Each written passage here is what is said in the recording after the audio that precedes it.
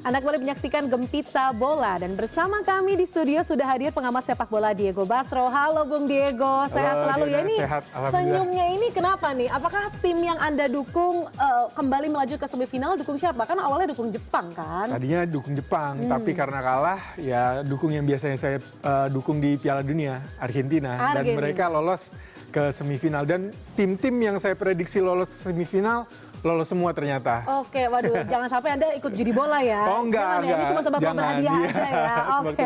Nah, kita bahas pertandingan tadi ya, begitu ketika Inggris berhasil memulangkan Norwegia di perempat final. Nah, sebenarnya menurut analisa Bung Diego, apa sih kunci kemenangan Inggris di pertandingan tadi? Nah, sebenarnya ini pertandingan yang cukup berimbang ya, cukup mengejutkan sebenarnya untuk banyak pihak karena banyak yang lebih menjagokan Inggris, mengunggulkan Inggris, mereka lebih sebagai favorit karena sebagai tim yang punya tradisi panjang, punya sejarah yang panjang dalam dunia sepak bola, tapi ternyata Norwegia bisa mengimbangi permainan Inggris. Akan tetapi memang kalau berdasarkan pernyataan dari Thomas Tuchel sendiri, yang merupakan pelatih kepala dari Inggris, ia mengatakan bahwa Inggris selama babak knockout ini berhasil menang karena mentalitas yang mereka punya. Akan tetapi dia masih belum begitu puas dengan performa Inggris secara teknik dan taktik. Ia terlihat seringkali marah di pinggir lapangan karena banyak sekali keputusan-keputusan di lapangan yang dilakukan oleh para pemain belum sesuai yang ia inginkan. Nah, ini yang menjadi kekhawatiran daripada Thomas Tuchel sendiri menuju ke babak berikutnya. Tapi kalau kita lihat di pertandingan tadi memang kita lihat walaupun laga berjalan cukup imbang, Inggris bisa lebih direct masuk ke area pertahanan daripada Norway dengan kualitas-kualitas individu pemain-pemain yang mereka punya. Terutama dalam diri Anthony Gordon yang bermain di sayap sisi kiri dan juga di diri Jude Bellingham, pemain nomor 10 yang sering kali muncul di ruang-ruang antar lini daripada Norwegia. Dan pergerakan Jude Bellingham ini yang terbukti bisa membobol gawang Norwegia karena ia bisa tiba-tiba masuk ke dalam kotak penalti tanpa disadari oleh bek-bek lawan, oleh bek-bek Norwegia yang mereka sudah menyusun barisan pertahanan yang cukup rapat di depan kotak penalti, bahkan di dalam kotak penalti mereka menumpuk pemain di situ.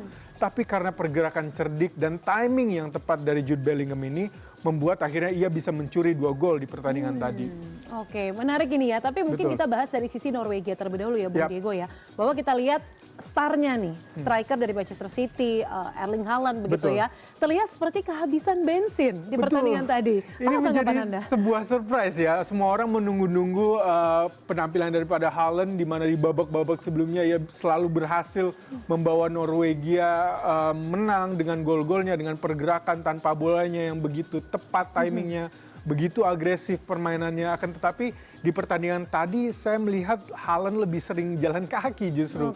Dan sering banyak biasanya ketika dia bermain dengan Manchester City, ketika sudah berhadapan 1 lawan 1 dengan bek lawan, ia akan langsung membawa bola, mendribble dan memaksa ke gawang lawan. Tetapi di pertandingan tadi ia justru banyak menjadi pemantul bola, kemudian membalikkan bola tersebut ke lini tengah atau ke sayap, tidak membawa bolanya sendiri. Nah, ini menjadi pertanyaan, apakah dengan laga yang sudah dilewati oleh Erling Haaland di musim Premier League musim ini akhirnya telah menguras tenaganya dan terlihat akhirnya di World Cup ini, karena memang di World Cup ini menjadi tantangan tersendiri ya Diana, karena cuacanya begitu panas di Amerika Serikat dan panasnya tidak seperti di Indonesia yang masih sedikit lembab, tapi cuaca di sana itu begitu kering, jadi sangat menantang secara fisik untuk para pemain. Mungkin inilah yang terjadi pada Erling Haaland, bahkan sehingga tadi dia di extra time diganti seorang pemain kunci yang menjadi andalan dari timnas Norwegia ini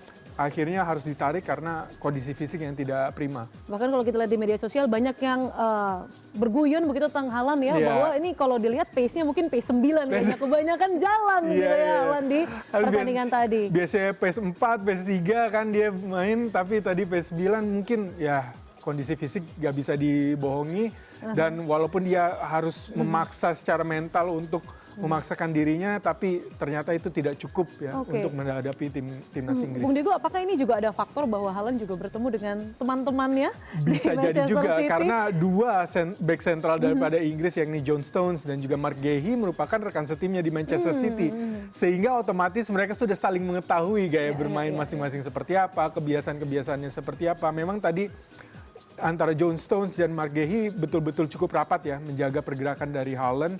Bahkan ketika Haaland belum terima bola saja mereka sudah merapat untuk mencegah supaya Haaland itu bisa terima bola. Praktis juga gol yang dicetak oleh Norway sebenarnya bukan dari Erling Haaland. Dari sisi sayap, walaupun memang saya melihat itu sebuah crossing yang ditujukan pada Haaland, akan tetapi masuk ke dalam gawang. Nah ini kemudian mungkin menjadi pelajaran juga untuk Norway. Bagaimana kedepannya mereka harus membangun tim, tidak hanya selalu bergantung kepada Haaland, tapi bagaimana kolektivitas itu perlu ditingkatkan lagi. Ibaratnya manusia ya, bisa mungkin ada titik jenuh dan titik lelahnya. Betul, ada burnout-nya juga ada ya. burnout-nya juga. Oke, kalau dari Norwegia kita tadi bahas Haaland, tadi kita bahas selanjutnya ke pemain kunci Inggris, Betul, Jude Bellingham. Yang tadi sudah Anda sanjung-sanjung sebenarnya Bung Diego ya. Mungkin Anda bisa berikan analisa Anda soal permainan Jude Bellingham di pertandingan tadi. Ya, Jude Bellingham ini sebenarnya menjadi pemain kunci Inggris kedua setelah Harry Kane. Karena Harry Kane selama ini dianggap sebagai penggendong tim, kapten tim, dan juga permainannya yang selalu ada di setiap fase permainan, baik itu ketika menyerang maupun bertahan. Akan tetapi di pertandingan tadi Norway dengan pertahanan low blocknya yang menumpuk pemain di depan kotak penalti sepertinya berhasil mengunci pergerakan daripada Harry Kane. Akan tetapi lagi-lagi seperti yang sudah saya sebutkan, pergerakan Jude Bellingham di antar lini belakang dan lini tengah Norwegia itu betul-betul menyulitkan karena dia seperti magic gitu, tiba-tiba ada di situ, tiba-tiba muncul akhirnya mencetak gol. Nah inilah yang kemudian bisa dimanfaatkan oleh Inggris sehingga Jude Bellingham bisa mencetak 2 gol dan sepertinya raihan golnya sejauh ini sudah menyamai Harry Kane atau bahkan melewati Harry Kane. Oke, ini jadinya kalau netizen bertanya-tanya ini apakah rowingnya Viking yang akan bergema atau Wonderwall-nya yang akan bergema, ternyata Wonderwall yang bergema. Oke. Lebih populer kayaknya. Lebih populer juga ya. Oke, kalau di semifinal begitu ya Bung Diego, Inggris ini kan bertemu dengan Argentina. Ya. Argentina lolos mengalahkan Swiss. Tapi memang nggak mudah kalau kita lihat permainannya begitu ya. Menang 3-1 meskipun skornya ada jeda yang gap yang cukup banyak begitu ya. Tapi soal penguasaan, kemudian penguasaan bola dan lain sebagainya ini juga bukan pertandingan yang mudah. Apa yang membuat Argentina ini kesulitan untuk membongkar pertahanan Swiss begitu? Karena sebenarnya Swiss bermain dengan sangat baik di pertandingan ini. Pressingnya betul-betul berhasil menyulitkan Argentina. Mereka betul-betul pintar. Saat Argentina mencoba build up dari belakang, mereka pressing ikut sampai ke area pertahanan Argentina, menjaga man to man sehingga Argentina bingung mau passing kemana untuk mengalirkan bola ke area pertahanan Swiss. Dan ketika Argentina pun berhasil melakukan build up masuk ke area pertahanan, mereka mampu menyusun pertahanan di depan kotak penalti dengan rapi, sangat-sangat disiplin sehingga Argentina betul-betul kesulitan untuk masuk ke dalam area pertahanan Swiss. Dan Swiss juga counter attack-nya berhasil beberapa kali membahayakan pertahanan Argentina. Di sisi lain juga saya melihat Argentina mengalami penurunan performa. Saya melihat biasanya Argentina bermain dengan konsep sepak bola relasionalismenya, di mana ia mengandalkan umpan 1-2 antar pemain, menggunakan chemistry antar pemain yang sangat baik, pergerakan tanpa bola yang begitu agresif. Ini tidak kelihatan tadi, terutama di 90 menit pertama. Ini membuat akhirnya Swiss dapat dengan mudah mematahkan serangan-serangan yang dilancarkan oleh Argentina. Di sisi pertahanan pun, lagi-lagi sisi fullback menjadi sisi kelemahan dari Argentina, terutama di fullback kanan.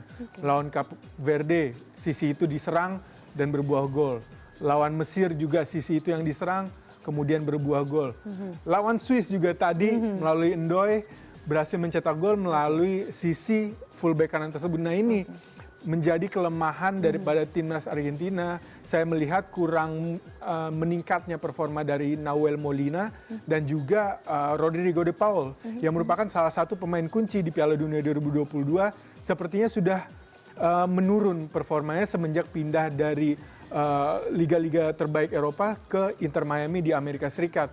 Nah dengan penurunan performa tersebut, praktis mereka baru bisa mencetak gol di extra time. Sepertinya lagi-lagi seperti Inggris tadi, mental daripada Argentina yang berhasil bisa memaksa mereka memenangkan pertandingan melawan Swiss. Oke, nah kalau kita berkaca juga tadi Bung Diego juga sempat menyinggung ya beberapa pertandingan Argentina sebelum melawan Swiss. Ini rasa-rasanya memang agak keringetnya lumayan banyak begitu ya. Iya, agak bikin fans-fans Argentina tuh senam jantung ya. Apalagi pagi-pagi langsung dibuat senam jantung. Ya ini menang nggak ya, menang nggak ini kan terseok-seok bisa dikatakan seperti itu ya. Padahal ya di atas kertas kan tim-tim ini seharusnya berada di bawah Argentina ya kualitasnya, akan tetapi ini lagi-lagi juga menunjukkan bahwa gap antara tim-tim tradisional dan juga tim-tim yang menjadi kekuatan baru di dunia sepak bola ini mulai memendek, mulai menipis. Ini membuat akhirnya Piala Dunia semakin seru dan walaupun akhirnya semifinal adalah tim-tim tradisional yang menuju ke sana, akan tetapi ini menunjukkan sepertinya gap antara tim tradisional dan tim kekuatan baru ini mulai memendek. Oke, kalau ke depannya begitu ya, nanti Argentina akan melawan Inggris begitu ya. Apakah nanti Lionel Scaloni juga akan mengubah strategi atau susunan starting 11-nya menurut Anda? Nah ini sebenarnya agak menarik untuk ditunggu karena di babak grup Argentina memainkan formasi 1-4-4-2 flat, sedangkan ketika memasuki babak knockout, Argentina lebih banyak memainkan pola 1-4-4-2 diamond, di mana mereka memadatkan lini tengah, akan tetapi tadi di pertandingan melawan Swiss tidak berjalan begitu baik karena chemistry yang tadi tidak berjalan dengan baik. Nah, apakah ia akan berubah kembali ke 1-4-4-2 flat dengan mengandalkan sayap seperti Thiago Almada di pertandingan babak grup? Apakah tetap dengan formasi 4-4-2 diamond seperti yang ditunjukkan di babak knockout untuk memadatkan lini tengah, mengingat Inggris sendiri punya kualitas-kualitas yang sangat baik gelandang-gelandangnya, sehingga itu perlu diredam. Ini menarik untuk ditunggu seperti apa pertarungan taktik antara Thomas Tuchel dan juga Lionel Scaloni nanti di babak semifinal. Dan tentunya laga antara Argentina melawan Inggris ini sangat syarat dengan sejarah dan selalu mampu menampilkan drama, di mana di tahun 86 ada gol tangan Tuhannya Maradona. Kemudian juga di tahun 2002 ada sebelum tahun 2002 di tahun 98 ada kartu merahnya David Beckham karena dia menendang Diego Simeone yang dianggap sebagai biang keladi kekalahan Inggris. Kemudian di 2002 David Beckham berhasil balas dendam dengan mencetak satu-satunya gol kemenangan Inggris melalui titik putih. Nah, tinggal kita tunggu nih di 2026 drama seperti apa, drama apa lagi yang tercipta antara Inggris dan Argentina ya. Apakah nanti Tuchelnya yang juga akan viral lagi? Betul. Ya kan, aksi di luar lapangannya yang sekarang lagi viral di TikTok dan juga di Instagram. Betul. Nah, mungkin ini agak bias ya karena Bung Diego ini kan sebenarnya menjagokan Argentina. Tapi prediksi Anda Inggris dan juga Argentina. Betul. Siapa yang most likely dari beberapa pertandingan terakhir akan keluar sebagai finalis di Piala Dunia 2026? Sebenarnya ketika sudah memasuki babak knockout seperti ini 50-50 ya pastinya, dan juga mentalitas akan berbicara, dan kebetulan dua-duanya dapat dilihat kuat secara mental. Tinggal bagaimana mereka bisa step up secara teknik dan taktik seperti yang dikatakan oleh Thomas Tuchel tadi. Argentina punya banyak PR apabila mereka bermain seperti di pertandingan melawan Swiss, sepertinya akan berat untuk mengungguli tim dengan kualitas seperti Inggris. Karena dengan counter attack berbahaya yang bisa dilancarkan oleh Inggris melalui Bukayo Saka ataupun Anthony Gordon dan juga kehadiran Jude Bellingham yang sering mengacak-acak lini tengah. Ini kalau Argentina di fase transisi dari menyerang ke bertahan tidak rapi seperti di fase knockout ini, maka Inggris punya peluang yang lebih besar untuk memenangkan pertandingan semifinal kali ini. Kalau kita beralih ke atasnya, ini Prancis versus Spanyol. Mungkin ini analisa awam begitu ya Bung Diego ya. Kalau Inggris Argentina ini kan mungkin harus cukup sulit begitu melawan lawan-lawannya sebelum masuk ke laga semifinal ini. Tapi kalau bicara soal Prancis, Spanyol dalam 3 pertandingan terakhir mereka punya permainan yang cukup baik dalam pandangan saya. Tapi melihat Prancis versus Spanyol, kira-kira siapa yang lebih berpotensi masuk ke babak final? Nah, ini menarik ya karena dua-duanya merupakan tim yang menurut saya bermain sangat mengesankan di Piala Dunia kali ini. Mereka dua tim yang bermain sangat rapi di setiap fase permainan, terutama Prancis. Saya kalau melihat Prancis main ini sulit sekali melihat kelemahan tim Prancis ada di mana. Mereka solid di belakang, di tengah juga begitu padu. Kemudian lini depannya tidak perlu ditanyakan lagi karena monster-monster semua yang ada di depan. Ada Dembele, kemudian juga ada Doué, ada Michael Olise, ada Kylian Mbappé. Ini membuat mereka jadi kekuatan yang menakutkan. Pada pertandingan melawan Maroko kemarin mereka bisa menunjukkan bahwa Maroko tidak bisa memberikan jawaban apa-apa atas serangan sporadis yang dilakukan oleh Prancis. Nah, ini juga menjadi salah satu faktor dari menggeloranya performa Prancis di Piala Dunia kali ini adalah kalau dilihat dari menit bermainnya, pemain-pemain Prancis ini rata-rata di musim lalu hanya menghabiskan waktu 2000 menit. Ini sangat berbanding terbalik dengan pemain-pemain Inggris di Premier League musim lalu di mana mereka menghabiskan rata-rata 4000 menit. Jadi sepertinya pemain-pemain Prancis ini lebih fresh memasuki Piala Dunia ini sehingga mereka bisa bermain lebih agresif, lebih sporadis walaupun mungkin ada pertanyaan terkait kebugaran dari William Saliba dan juga Dayo Upamecano menghadapi semifinal nanti. Spanyol pun begitu.